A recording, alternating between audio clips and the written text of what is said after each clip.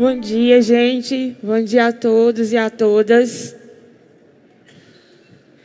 Meu nome é Paulo Afonso e é com muita alegria que eu estou aqui pela segunda vez como mestre de cerimônias do Mining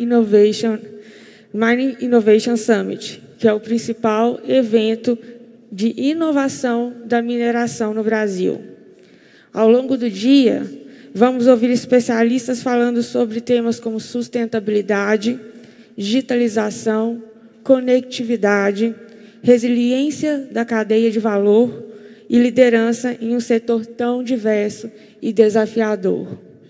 O nosso objetivo é simples, mas poderoso: inovação, compartilhamento e geração de valor.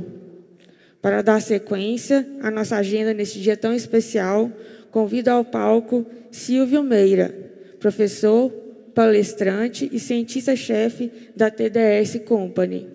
Silvio, seja muito bem-vindo ao palco. Bom dia a todos e a todas. Um mega prazer estar aqui, muito obrigado. Esse é meu cartão de visitas, esse é meu blog, tem cerca de 1.200 textos sobre tecnologia de informação e comunicação e seu impacto nas empresas, na sociedade, na economia, em absolutamente todo canto. Deixa eu tirar essa coisa daqui, porque eu acho que eu não estou conseguindo fazer com que o meu highlighter funcione. Eu vou ter que suspender a minha apresentação e começar de novo. Bora lá. Isso tem um efeito aqui chamado a lei de Dash. Tem 3 coisas, depois de 70 anos de evolução de informática, que nunca funcionam como deveriam. São videoconferências, impressoras e apresentações. Agora funciona.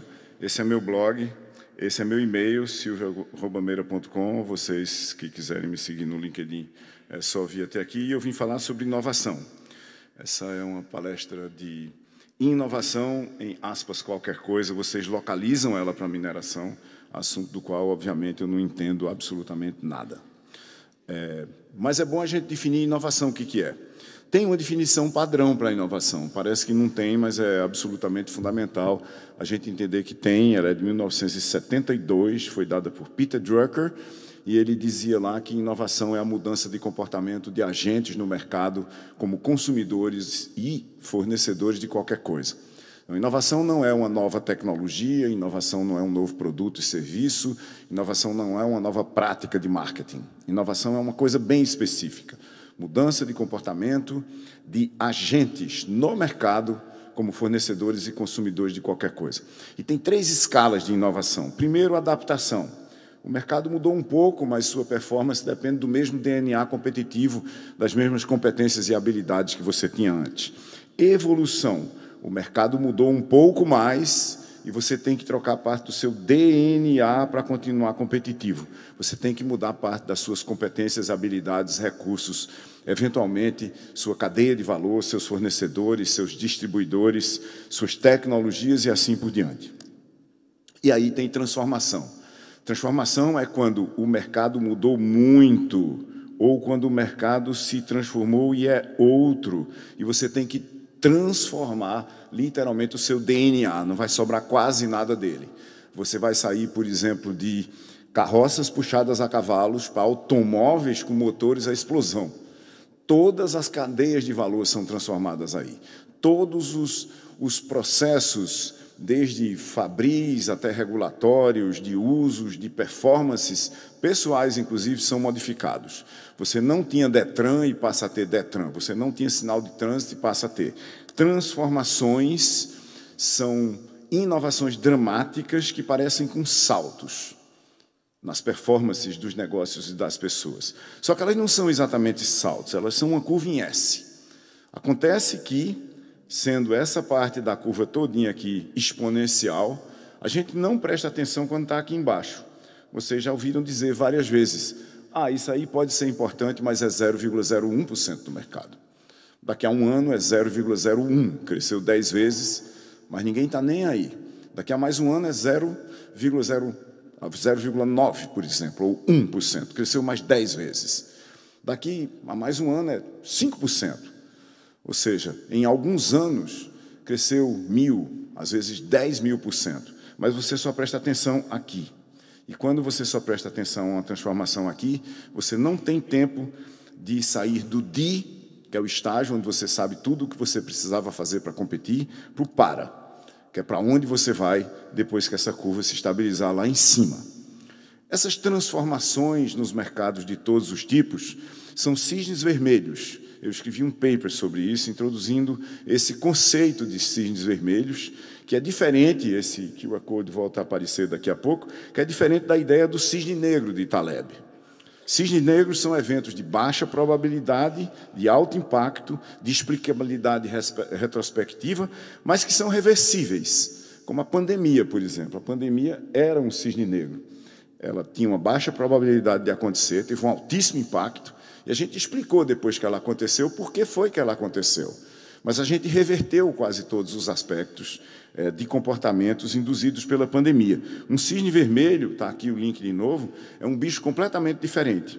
Ele é de natureza sistêmica, é ultra imprevisível, não porque a probabilidade dele acontecer seja baixa, mas porque a gente não tem lentes, não tem mecanismos de entendimento de mundo para ver que ele vai acontecer. Ele desafia os nossos modelos preditivos, ele desafia o nosso conhecimento. Não porque a gente também não tem o conhecimento, mas a gente se nega a entender que aquilo ali está para acontecer. Cisnes vermelhos são hiperconectados. Eles estão ligados em múltiplos sistemas. São síncronos.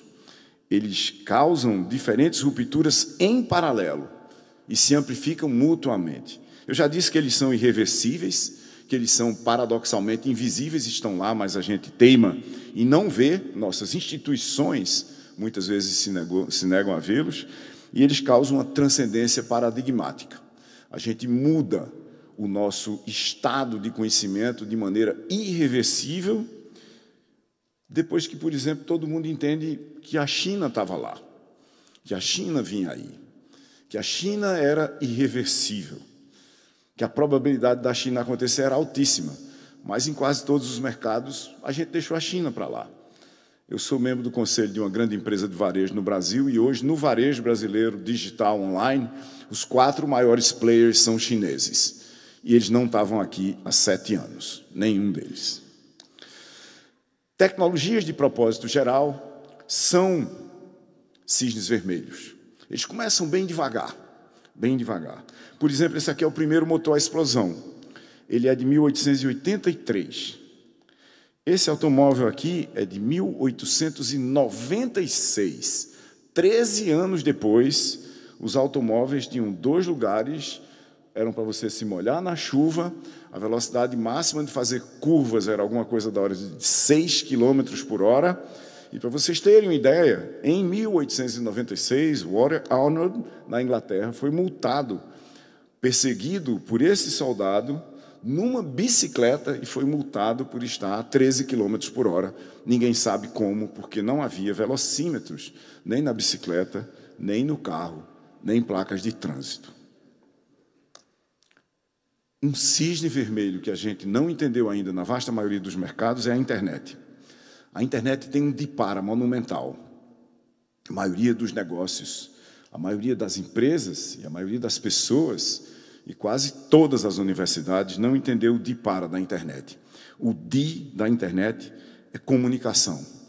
Você fala entre 2 pessoas, quando você tem um ambiente de telecom, ou de uma pessoa para muitas pessoas, tipicamente rádio e TV. Quando você bota a internet no ar, o para é de conexões. Eu formo redes e as pessoas interagem e se conectam entre si sem precisar de mim, que formei a rede. Mas mais do que isso, as conexões da internet habilitam o transporte de código entre 2 pontos. Ao transportar código entre 2 pontos, acontece a verdadeira mágica da internet como transformação, como GPT. Eu consigo, transportando o código de um ponto para outro, eu consigo, nesse outro ponto, virtualizar alguma coisa que existia no ponto de partida. Literalmente, eu crio uma dimensão digital do espaço onde eu posso virtualizar uma loja física como um e-commerce. Ou eu posso criar um e-commerce do zero, sem a loja física. Exemplo paradigmático, Amazon.com. Primeira página da Amazon em 1995, a Amazon anunciava que tinha 1 milhão de títulos para vender. E era mentira. Ela não tinha nenhum. Ela tinha 1 milhão de títulos no catálogo. Depois que você buscava e comprava e pagava, ela pegava do distribuidor para mandar para você. Obviamente, as livrarias físicas tentaram botar os seus catálogos físicos online e foram completamente destruídas por alguém que era intrinsecamente digital, trabalhava numa outra dimensão da realidade. Mas a internet não fez só isso. Ela pegou os nossos grupos, comunidades que se reuniam nas escolas, em auditórios como esse, em bares, e transformou num social virtual, deslocando também as conexões, os relacionamentos e as interações entre as pessoas e as organizações, e a capacidade da gente montar redes, e a transformação, por sua vez, de cadeias em redes de valor, no espaço que a gente chama de figital. Isso é uma mudança radical causada por plataformas. Plataformas são combinações de infraestrutura e serviços, sistemas de armazenamento, processamento e distribuição de informação, e o catálogo, como o da Amazon, a busca, o pagamento e assim por diante, associados a um conjunto de regras para a gente usar as interfaces para escrever aplicações. A plataforma, como o Google, escreve uma parte das aplicações, como Gmail e Maps, por exemplo, para mostrar como é que pode se escrever aplicações. Mas, mais do que isso, ela habilita um ecossistema de indivíduos, coletivos e organizações que usam as interfaces da plataforma para se conectar, estabelecer relacionamentos e criar comunidades. E quando, nessas comunidades, a gente tem interações entre os agentes em rede, a criação de significados que representam demandas por produtos, por exemplo, e a gente habilita transações, a gente cria mercados em rede. Plataformas criam ecossistemas de comunidades que são os novos mercados em rede no mundo inteiro. E essas comunidades são entre consumidores e fornecedores. Entre fornecedores são redes de indústrias, por exemplo. São redes de mineradoras e seus fornecedores. Eu escrevi um livro inteiro sobre isso, se chama Everything Platforms, está nesse QR Code aqui, é completamente grátis. Vocês clicam nele, baixam, tem 350 páginas sobre qual é o impacto de plataformas em todos os mercados e, em particular, tem 50 páginas sobre como é que plataformas colapsam quando você não sabe quais são as teorias por trás. Uma das coisas que a gente erra sistematicamente em transformações é que a gente tenta aplicar as teorias do passado ao futuro. Tipo assim, como se você quisesse alimentar um motor à explosão, um motor a combustão interna com capim. Não funciona. Mas, quando é virtual, quando são plataformas, está cheio de gente, ainda hoje, 30 anos depois do começo da internet, fazendo digitalização dos seus negócios, em qualquer setor, inclusive em mineração, em aço, em qualquer coisa, que pega seus processos legados e escreve uma capa digital. Tem toda uma teoria de por que isso dá errado. Tem 50 páginas disso, só nesse livro, sistematizando a literatura global. Plataformas são cisnes vermelhos, junto com outro bocado de coisas, com universalização de banda larga. Isso aqui aconteceu ao redor de 2010, mais ou menos. Com computação em nuvem, isso começou em 2007, transformou-se em padrão ao redor de 2015. O modelo de software como serviço começa em 2005, vira padrão ali por 2012. A popularização de smartphones. 92% dos brasileiros têm um smartphone e uma conta de dados. Emergência de plataformas como estruturas dominantes na economia, na política, na sociedade. Consolidação de ecossistemas habilitados por plataformas como unidade de análise competitiva. Não é mais a firma, é a firma e sua rede. Ou a rede que contém uma firma de alguma forma. Se essa firma for a articuladora da rede, ela é a plataforma daquele ecossistema e, obviamente, é quem lidera a formação de efeitos de rede para a evolução exponencial das comunidades de negócio ao redor dela. O que acontece aí é que plataformas transformam o que a gente podia chamar do duo de Peter Drucker. Drucker disse de novo, lá em 1972, depois de declarar que inovação era a mudança de comportamento de agentes no mercado como fornecedores e consumidores de qualquer coisa, ele também disse que se qualquer empresa, qualquer negócio precisava entender profundamente de duas coisas, mesmo que terceirizasse para alguém fazer, mas deveria entender todas as competências, todas as habilidades, todo o conhecimento necessário para executar essas coisas eram inovação e marketing.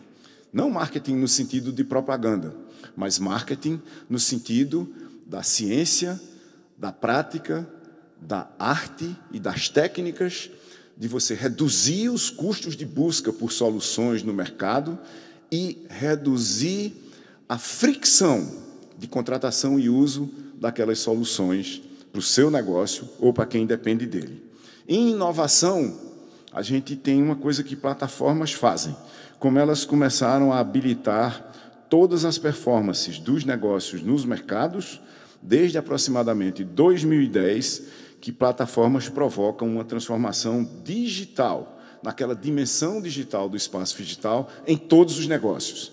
Essa transformação é reescrever todos os processos de negócios, usando plataformas como fundações, como elemento central de como é que a gente redesenha as performances dos nossos negócios nos mercados. Isso tem um impacto nas empresas. As empresas da Revolução Industrial eram, e ainda há muitas assim, quase todas silos de pirâmides de camadas de poder. Nos mercados em rede, que foram transformados pela internet em sistemas ou ecossistemas de conexões, relacionamentos e interações, como nós já vimos, o mercado é uma rede. As empresas que vão sobreviver aqui são ecossistemas em rede, porque plataformas transformam mercados em rede. E, ao fazer isso, transformam também o marketing. De novo, marketing como ciência, técnica, prática e arte, da gente descobrir mais facilmente quais são as soluções que a gente precisa e reduzir dramaticamente as fricções para a contratação e uso dessas soluções. Por que isso muda? Porque lá atrás a internet criou um ambiente de conexões, relacionamentos, interações, criação de significados e formação de cultura de comunidades em rede. Tudo passa a ser comunidades. Plataformas habilitam comunidades de performances dos negócios. E quando a gente habilita transações, por sua vez, essas comunidades viram mercados. E aí, marketing está passando globalmente, com essa definição que eu dei, de redução dos custos de busca e diminuição radical das fricções de contratação e uso dos produtos, marketing está passando por uma transformação digital, nas dimensões física, digital e social da realidade. E isso inverte todos os modelos de negócios que a gente tem ao nosso redor, independente dos mercados. Na Revolução Industrial, a gente fazia propaganda. Quem quer meu produto? Eu anunciava unidirecionalmente e ninguém podia falar comigo. Na Revolução das redes, da informação e do conhecimento, ecossistemas de comunidades levam pessoas a perguntarem para alguém qual é o produto que você tem que resolve meu problema, qual é o serviço que você tem que me leva do ponto A para o ponto B. É totalmente diferente o que a gente está vendo aqui. É absoluta e totalmente diferente. Uber não está oferecendo uma corrida para nenhum de vocês agora. Ele está esperando que vocês cliquem um botão aqui e digam, eu quero ir do ponto A para o ponto B. E é isso que acontece hoje nesse espaço digital. A partir de um certo ponto, a gente olha para o mercado digital, faz uma pergunta no engenho de busca, por exemplo, recebe uma resposta, fala com um bocado de gente na dimensão social e um conjunto de trocas e interações propositais, repetitivas e programáveis acaba entregando um pacote nas nossas casas. Isso demanda um reentendimento do que são os mercados, porque isso em si é uma revolução, a inversão de todos os modelos de negócios. Eu escrevi um livro inteiro sobre isso, chamado Marketing do Futuro, com Rosário Pompeia, um método para resolver os desafios de marketing, com aquela definição de Drucker, nos mercados em plataformas. É toda uma teoria com pilares e camadas de desenho, de desenvolvimento e de entrega de marketing para impacto, de marketing como a estratégia da organização como um todo. E aí, como se a gente já não tivesse problemas o suficiente, aparece mais um cisne vermelho. Para lembrar, cisnes vermelhos são sistêmicos, hiperconectados, sincronizados e irreversíveis, além de serem, do ponto de vista do conhecimento que a gente precisa, depois deles acontecerem, são transcendentes. O nosso conhecimento do passado, dos cavalos e do capim, não serve para o motor, a explosão e seu ecossistema inteiro de regras. Aparece um GPT ao quadrado, uma General Purpose Technology, que é também um Generative Pre-trained Transformer, ou seja, aparece inteligência artificial no nosso cenário. Inteligência artificial no formato de grandes modelos linguísticos, porque a inteligência artificial existe de várias formas desde a década de 50. A diferença é que os grandes modelos linguísticos foram publicados na internet como código. Isso muda tudo. Tipo, há 2 semanas, o último dado que a gente tem, 800 milhões de pessoas usaram uma dessas máquinas linguísticas, ChatGPT, na internet. 10% da população do planeta foi a ChatGPT fazer pelo menos uma pergunta. Onde que IA entra? Exatamente no meio da confusão que já estava estabelecida, da transformação digital da inovação e da transformação digital do marketing. E inteligência artificial aparece lá e, muito provavelmente, vai impactar em absolutamente tudo ao nosso redor. Essa pergunta, impacta em tudo, é respondida com um óbvio sim. A pergunta subjacente é por quê? E a resposta é uma história da humanidade. Se a gente olhar para o que os humanos, nós aqui, fizemos até hoje, pelo menos nas últimas centenas de milhares de anos, nós fizemos uma revolução no planeta fazendo só 2 coisas. Primeiro, a gente olha para o mundo, a gente abstrai coisas que estão no mundo, faz projetos e intervém de volta no mundo. Tem muito engenheiro aqui na plateia e vocês sabem que a gente faz justamente isso. A gente olha para uma coisa qualquer e pergunta o que é, para que serve, como funciona. Cria uma abstração disso como um conceito, faz um projeto e intervém de volta na realidade. Uma parte desse mecanismo é uma abstração. A gente olha para uma caverna e transforma a caverna no conceito de um abrigo, transforma o abrigo num design, transforma o design num projeto e concretiza o projeto na nossa realidade objetiva, física, como uma construção que leva a uma casa. A revolução que a gente está fazendo agora é muito mais radical do que essa, porque a gente está abstraindo a nossa própria inteligência e concretizando ela como sistemas de informação online. Esqueçam o debate sobre se essas coisas são inteligentes ou não. Até 2022, eram 2 dimensões da nossa inteligência. A de cada um de nós, sentado, lendo um livro sozinho, sem internet, e de nós em rede. Grupos de entidades inteligentes, como pets e seres humanos, por exemplo, tentando resolver um problema que um de nós sozinho não consegue resolver. A partir de novembro de 2022, a gente introduz uma nova dimensão da inteligência. Esqueçam que é uma tecnologia, uma plataforma, uma aplicação, uma ferramenta. Tratem como uma nova dimensão da inteligência. Por quê? Porque eu não sei se vocês já notaram que quando vocês têm uma conversa razoavelmente sofisticada com uma dessas máquinas linguísticas, com esses LLMs, que são não inteligências artificiais, mas são imitações algorítmicas da nossa inteligência, a conversa com eles é muito mais sofisticada do que com 75%, no mínimo, dos humanos ao nosso redor. Sim ou não? Quem está dizendo não aí é porque não aprendeu a usar ainda. Isso causa impactos monumentais no mundo das pessoas.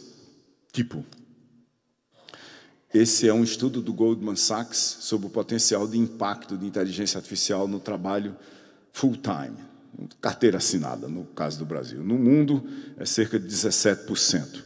Nos países mais avançados, do ponto de vista do trabalho mais sofisticado, do ponto de vista, de novo, de processamento de informação, chega perto de 30%, como em Hong Kong. O Brasil está muito mais perto do mundo que tem trabalho mais sofisticado do que do mundo que tem menos trabalho sofisticado. No caso do Brasil, cerca de 22,5% de todo o trabalho formal do país vai sofrer impacto de inteligência artificial. Voltando para nós que somos engenheiros nessa sala daqui, esse é um impacto por categoria. Cerca de 2 a 3% do trabalho de engenheiros não pode ser nem aumentado ou estendido ou empoderado por inteligência artificial. Cerca de 7% vai ser substituído por inteligência artificial e os 90% que sobram aqui no meio vão ser habilitados por inteligência artificial.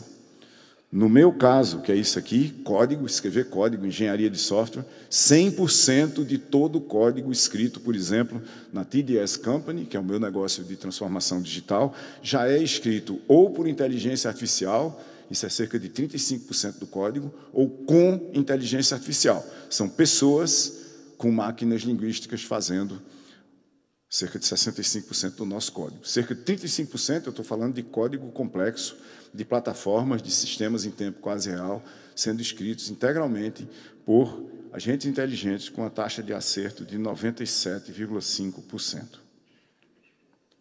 Se a gente não se preparar para isso, a gente vai ter um problema muito grande nos negócios no curto prazo.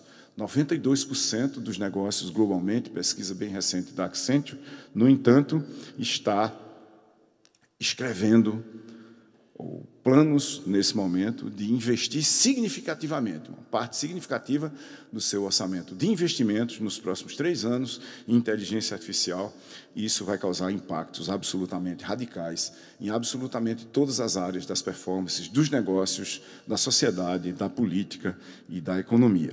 Eu escrevi um texto sobre isso, se chama Inteligência Artificial, Estratégia, Diferenciais Competitivos e Sustentáveis. Esse QR Code vai continuar aparecendo aqui, e nesse texto eu digo que essa história de diferenciais competitivos e sustentáveis e estratégia nos negócios para usar inteligência artificial tem 9 estágios. Começa com inteligência descritiva. O que está acontecendo no meu negócio aqui e agora? Isso depende da gestão estratégica, ela própria, do ciclo de vida de informação nos negócios, dados e informação. Se você não tem sua estratégia de dados governada propriamente, se você não sabe quais são os dados, quais são os bons, quais são os ruins, onde eles estão, o que é que a gente tem que descartar, inteligência artificial vai ser provavelmente completamente inútil no seu negócio, mesmo para descrever o que é que está acontecendo, que é o item mais básico. O segundo estágio é a inteligência de diagnóstico. Por que está acontecendo? O terceiro é o que provavelmente vai acontecer, inteligência preditiva. O quarto é inteligência prescritiva. O que a gente deve fazer para que aconteça mais e melhor, ou para que pare de acontecer, ou comece a acontecer. O quinto nível é inteligência para decisão.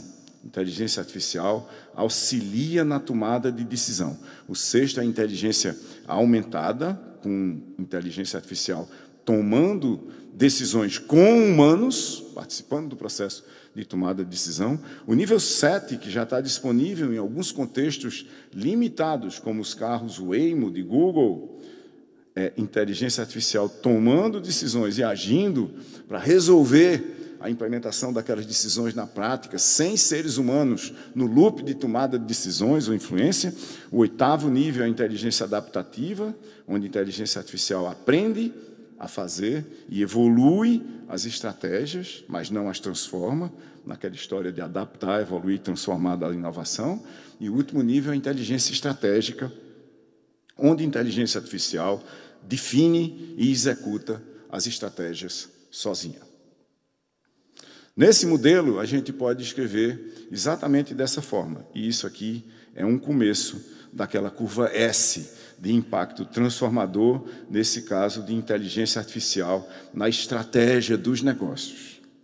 Aqui é impacto, aqui é complexidade, que é um proxy para tempo, porque vai demandar tempo para fazer uma transformação da inteligência dos negócios. Vai demandar tempo. A maioria dos negócios que eu estou vendo fazer alguma coisa agora está usando inteligência artificial no formato que ela existe hoje para fazer a mesma coisa que eles faziam antes de inteligência artificial chegar. Isso é um paralelo à digitalização, é a artificialização dos negócios. Eu pego processos legados que funcionavam no passado, antes do cisne vermelho da inteligência artificial, e eu ponho a inteligência artificial em cima do processo. Não vai funcionar.